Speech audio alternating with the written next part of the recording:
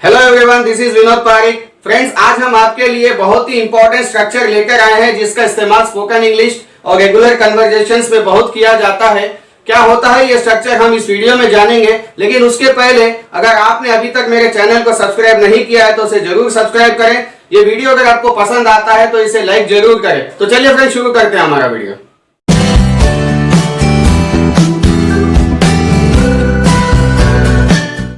तो फ्रेंड्स, चलिए देखते हैं आज का हमारा स्ट्रक्चर क्या है। आज का हमारा स्ट्रक्चर है कांट हेल्प और कुड नॉट हेल्प।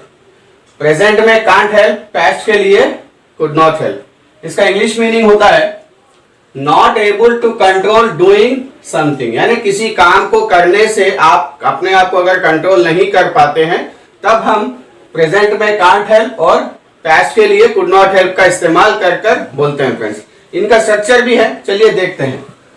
पहले इसके हिंदी मीनिंग को समझते हैं। हिंदी में इसका मीनिंग है किसी काम को किए बिना नहीं रह सकते या किसी काम को किए बिना नहीं रह सके या नहीं रह पाए। पास्ट के लिए, प्रेजेंट के लिए नहीं रह सकते, पास्ट के लिए नहीं रह सके या नहीं रह पाए। ठीक है, चलिए स्ट्रक्चर देखते हैं। स्ट्रक्चर है subject plus can't help plus V1 में आपको ING लगाना है, प्लस जेरेंड का इस्तेमाल करना है, प्लस ऑब्जेक्ट। सब्जेक्ट कोई भी हो friends, he she it I you we they, सभी के साथ कैन लगता है। फ्रेंड्स, कैन मॉडल वर्ब है और मॉडल के साथ सभी सब्जेक्ट्स एक सरी का काम करते हैं। ठीक है फ्रेंड्स, तो चलिए एग्जाम्पल से समझते हैं। पहला एग्जाम्पल है मेरे पिताजी मिठाई खाए बिना नहीं रह सकते हैं, यानी आपके फादर मिठाई खाए बिना नहीं रह सकते हैं। उनको डायबिटीज है, डॉक्टर ने उनको मीठा खाने से मना किया है, फिर भी वो छुप के अपने आप को कंट्रोल नहीं कर पाते हैं और मिठाई खा लेते हैं। तो इसकी इंग्लिश ट्रांसलेशन होगी my father can't help eating sweets. ठीक है फ्रेंड्स, अगला एग्जाम्पल देखते हैं। दूसरा एग्जाम्पल है वह मुझसे बात किए बिना नहीं रह सकती। इसकी इंग्लिश ट्रांसलेशन होगी She can't help talking to me। वह मुझसे बात किए बिना नहीं रह सकती है। ठीक है फ्रेंड्स, थर्ड एग्जाम्पल देखते हैं। मेरा पड़ोसी बात का बतंगड़ बनाए बिना नहीं रह सकता है, यानी आपका कोई पड़ोसी है, छोटी मोटी बातों पर झगड़ा कर झगड़े को बढ़ा देता है, बात का बतंगड़ बना देता है। इसका इंग्लिश ट्रांसलेशन होगा my neighbour can't help creating a fuss. Create ए फस का मीनिंग होता है बात का बतंगड़ बनाना। ठीक है फ्रेंड्स, ये एक इडियम है। चलिए अगला एग्जाम्पल देखते हैं। अगला एग्जाम्पल है वह हंसे बिना नहीं रह सकता है। मान लीजिए कोई एक बंदा है, कोई व्यक्ति है, आपका दोस्त है, कहां पर भी हो, किसी भी सिचुएशन में वो हंस पड़ता है, अपने आप को हंसने से रोक नहीं सकता है। तो इसकी इंग्लिश ट्रांसलेशन होगी ही कांट हेल्प लॉफिंग। ठीक है फ्रेंड्स, अगला एग्जाम्पल देखते हैं। नेक्स्ट एग्जाम्पल है मैं तुम्हें देखे बिना नहीं रह सकता हूं। आप अपनी गर्लफ्रेंड को या आपकी वाइफ को या आप जिससे प्यार करते हैं उसको बोल रहे हैं कि मैं तुम्हें देखे बिना नहीं रह सकता हूं, यानी आप उसको देखे बिना कंट्रोल नहीं कर सकते हैं। तो इसकी इंग्लिश ट्रांसलेशन होगी I can't help seeing you. ठीक है फ्रेंड्स, तो मैं उम्मीद करता हूं कि कांट का स्ट्रक्चर आपको समझ में आ गया होगा। चलिए कुड नॉट का स्ट्रक्चर देखते हैं। तो चलिए फ्रेंड्स, कुड नॉट के स्ट्रक्चर को एग्जांपल से समझते हैं। ठीक है, इसका स्ट्रक्चर है subject plus could not plus V1 ING के साथ, यानी जेरेंड, उसके बाद ऑब्जेक्ट। यहां पर कुड नॉट के साथ भी सारे सब्जेक्ट्स एक समान काम करते हैं फ्रेंड्स। ठीक है, चलिए एग्जांपल्स देखते हैं।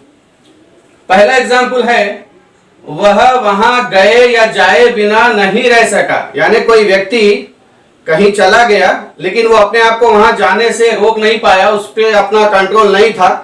तो इसको हम कैसे बोलेंगे, he could not help going there. ठीक है फ्रेंड्स, अगला एग्जाम्पल देखते हैं। दूसरा एग्जाम्पल है वह अपनी बेटी को डांटे बिना नहीं रह पाई या नहीं रह सकी। इसकी इंग्लिश ट्रांसलेशन होगी she could not help scolding her daughter. ठीक है फ्रेंड्स, अगला एग्जाम्पल देखते हैं। तीसरा एग्जाम्पल है हम शादी में गए बिना नहीं रह पाए या नहीं रह सके। इसकी इंग्लिश ट्रांसलेशन होगी we could not help going to wedding और we could not help attending a wedding. ठीक है फ्रेंड्स। फोर्थ एग्जाम्पल है मैं तुम्हारी बात सुने बिना नहीं रह पाया। मतलब फ्रेंड्स आप कहीं गए, जहां पर आप गए वहां दो लोग आपस में कोई सीक्रेट बात कर रहे थे, आपने उनकी बात सुन ली। छुपके से किसी की बात को सुनने को ओवर हियरिंग कहा जाता है फ्रेंड्स। तो इसकी इंग्लिश ट्रांसलेशन होगी I could not help over hearing you. ठीक है फ्रेंड्स। फिफ्थ और लास्ट एग्जाम्पल है मैं हंसे बिना नहीं रह सका या मैं हंसे बिना नहीं रह पाया। यानी आप कहीं बैठे हुए थे कुछ लोगों के बीच में, वहां पे कुछ सीरियस बात चल रही थी लेकिन आप वहां हंस पड़े, तो आप कह रहे हैं किसी से कि मैं हंसे बिना नहीं रह पाया। इसकी इंग्लिश ट्रांसलेशन होगी I could not help laughing. ठीक है फ्रेंड्स। तो मैं उम्मीद करता हूं कि कांट और कुड नॉट का स्ट्रक्चर आपको समझ में आ गया होगा। इसके सवाल कैसे पूछे जाते हैं, इंट्रोगेटिव स्टेटमेंट्स कैसे बनाए जाते हैं, सीखते हैं। चलिए तो चलिए फ्रेंड्स देखते हैं इंट्रोगेटिव स्टेटमेंट्स कैसे बनाए जाते हैं। इंट्रोगेटिव स्टेटमेंट्स का स्ट्रक्चर है, सबसे पहले आपको कांट और कुड नॉट बोलना होगा। प्रेजेंट में बोल रहे हैं तो कांट, पास्ट के लिए बोल रहे हैं तो कुड नॉट। उसके बाद सब्जेक्ट, उसके बाद हेल्प, उसके बाद वर्ब की फर्स्ट फॉर्म आईएनजी के साथ यानी जेरेंट, उसके बाद ऑब्जेक्ट अगर कोई ऑब्जेक्ट है तो। ठीक है फ्रेंड्स। चलिए एग्जांपल से समझते हैं। पहला एग्जांपल है क्या तुम हंसे बिना नहीं रह सकते। इसकी ट्रांसलेशन होगी can't you help laughing, can't you help laughing. ठीक है फ्रेंड्स। नेक्स्ट एग्जांपल देखते हैं। क्या तुम उससे मिले बिना नहीं रह पाए। ये पास्ट के लिए बोला जा रहा है फ्रेंड्स, तो कुड नॉट का इस्तेमाल होगा। इसकी ट्रांसलेशन होगी could not you help meeting her. ठीक है फ्रेंड्स। तो फ्रेंड्स इन स्ट्रक्चर्स को लेकर कुछ कंफ्यूजन्स भी हैं, तो चलिए उन कंफ्यूजन को भी हम दूर कर लेते हैं। पहला एग्जांपल देख के समझते हैं कंफ्यूजन क्या है। I could not help my self from laughing at him. यहां पे माई सेल्फ का इस्तेमाल किया गया फ्रेंड्स। क्यों किया गया इसको समझना बहुत जरूरी है। अपने आप को, यानी आप इस सेंटेंस में क्या बोल रहे हैं, मैं अपने आप को उस पर हंसने से नहीं रोक पाया। ये अपने आप को जब बोलते हैं आप, तो आपको कंपलसरी फ्रॉम लगाना होगा फ्रेंड्स।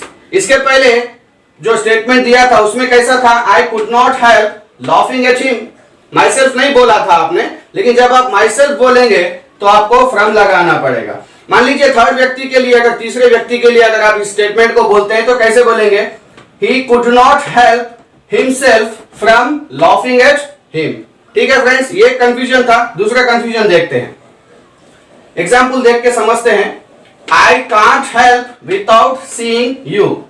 यहां पे विदाउट शब्द का इस्तेमाल किया गया है फ्रेंड्स। कई लोग कंफ्यूजन में रहते हैं कि बिना के लिए विदाउट शब्द का इस्तेमाल करते हैं, देखे बिना यानी मतलब विदाउट सीइंग बोल देते हैं, लेकिन आपको यहाँ पे विदाउट का इस्तेमाल नहीं करना है फ्रेंड्स।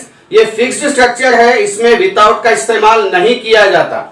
यानी अगर आप I can't help without seeing you बोलेंगे तो वो स्टेटमेंट गलत होगा फ्रेंड्स, गलत होगा। आपको विदाउट का इस्तेमाल नहीं करना है। तो ठीक है फ्रेंड्स, मैं उम्मीद करता हूं कि आपको कांट हेल्प और कुड नॉट हेल्प का स्ट्रक्चर और इसके यूज समझ में आ गए होंगे। अपनी रेगुलर कन्वर्सेशंस में इसका इस्तेमाल करते रहें, प्रैक्टिस करते रहें। मिलते हैं अगले वीडियो में किसी और अच्छे टॉपिक के साथ। तब तक अपना ख्याल रखें, खुश रहें, मुस्कुराते रहें। Thank you friends.